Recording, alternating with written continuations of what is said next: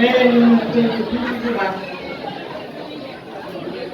ñëw nag en tuuti ci wolof bala maa jël kàddu gi damay sant ñi fi nekk ñëpp lu maa commencé kàddu gi nag te sama bàjjen bi fi toog ak sama mbokk yi fi toog sa taxawaay professeur sama sœur sama xarit jërëjëf seen taxawaay tey sama activité jërëjëf seen taxawaay maam Diarra jërëjëf. Mesdames et messieurs les honorables députés, mesdames et messieurs les présidents et secrétaires généraux de partis politiques, mesdames et messieurs les présidents de mouvement, messieurs les hautes autorités religieuses, messieurs les hautes autorités coutumières, mesdames et messieurs les membres du mouvement Aar de Baol Sukkur Réew, honorables invités, vos rangs, grades et titres respectifs. Permettez-moi à l'ensemble de mon groupe de rendre grâce à Allah subhanahu wa ta'ala et à notre illustre père le bien-aimé Sayyidina Muhammad alayhi salatu wa salam. Je rends grâce à Dieu, sa grandeur exaltée, comme il est du devoir de tout croyant de le faire en toutes circonstances. Je lui rends également grâce encore, grâce pour plusieurs raisons. D'abord parce qu'il nous a fait la faveur de continuer notre vie sur terre malgré l'avènement de la pandémie Covid-19 et a enlevé à notre protection beaucoup d'aides qui nous sont très chères entre 2020 et 2021. Je profite de cette cérémonie pour formuler encore des prières pour toutes ces personnes, connues et inconnues, qui ont fait de la vie. Allah subhanahu wa ta'ala, de par son sublime nom, Ya Rahim, leur accorde sa miséricorde infinie et les accueille dans le vie élevé de ses enfants. Ensuite, parce qu'il nous donne la lucidité et la force de continuer notre engagement au service de nos concitoyens et de notre gouvernement. Enfin, parce qu'il a mis sur notre chemin des personnes de valeur, des personnes de conviction, comme vous, sur qui notre mouvement compte. Pour se déployer, prendre de l'envergure et occuper la place à laquelle elle aspire. Mesdames et messieurs distingués personnalités religieuses, coutumières, politiques, civiles, honorables membres de l'ANSAR et chers amis, je vous salue très chaleureusement et vous témoigne notre gratitude pour votre présence en cette cérémonie de lancement de notre mouvement. Présence que je prends comme une marque de considération et d'affection, mais aussi comme une volonté de consolider pour nous ce projet que nous sommes en train de construire depuis plus d'un an. En effet, notre mouvement dénommé Aar de Baol Sukkur Réew et dont l'acronyme est ARSF porte tout un idéal qui s'adosse à un projet de contribution au développement de notre pays dans le monde. Il s'agit pour nous de nous unir dans le respect mutuel et le respect des valeurs cardinales de nos différentes cultures pour contribuer au développement de notre pays, qui nous a tout donné et pour lequel nous sommes prêts à faire beaucoup de sacrifices en retour. Je peux dire que l'idée d'une telle initiative m'a occupé d'esprit depuis quelques années, mais j'ai pris le temps nécessaire pour en discuter avec beaucoup de personnalités. D'abord, mon guide religieux, mon guide spirituel, en l'occurrence Serigne Moustapha Mbacké Imam. qu'Allah subhanahu wa ta'ala lui accorde une longue vie, qui nous a donné sa bénédiction et nous a mis en rapport avec son fils ici présent, Serigne Cheikh Mbacké Imam, notre président de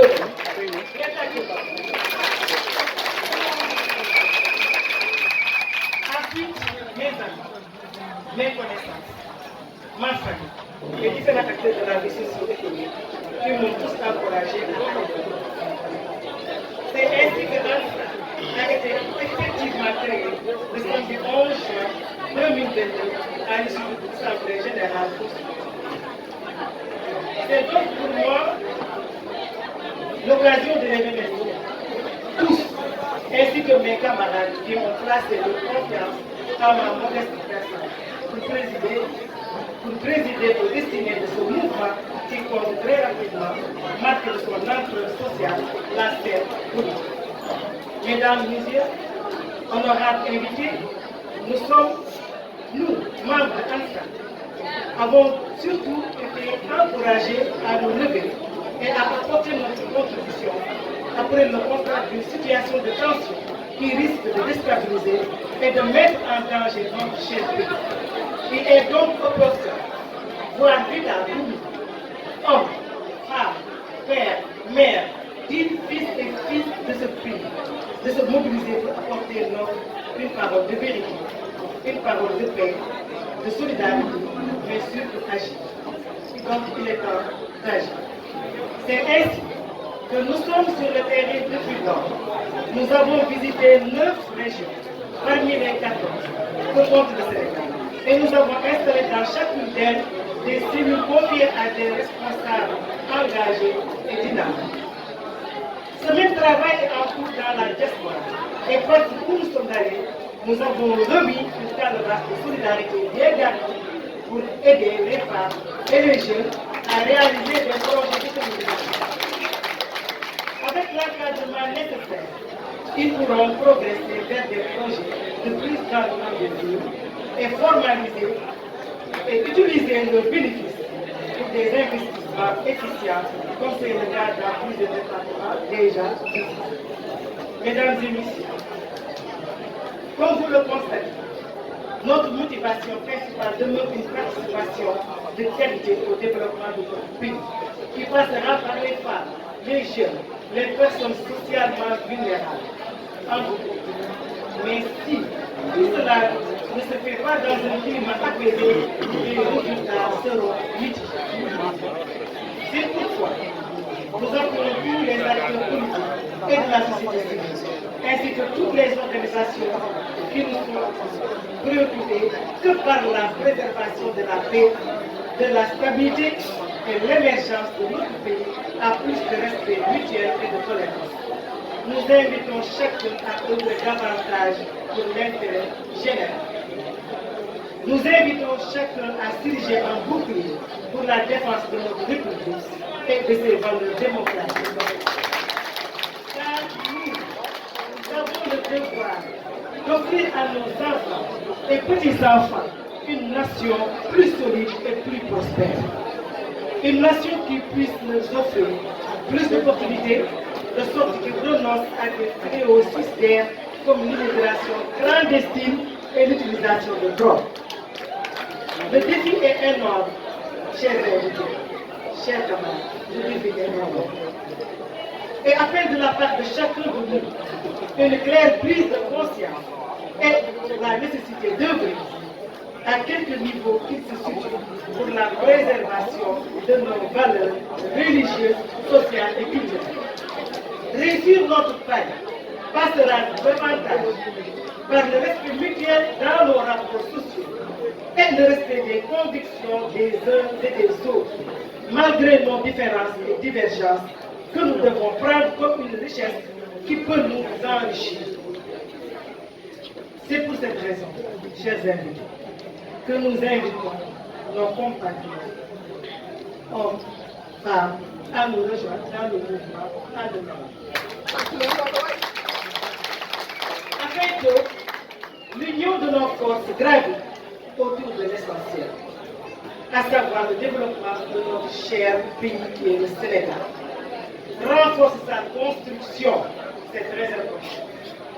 Ensemble dans l'enthousiasme, la sérénité, l'engagement, le respect des lois et règlements qui régissent notre République, nous avons l'ambition de consolider notre projet de vivre ensemble qui fonde notre nation, car seul le Sénégal compte au-delà de nos personnes.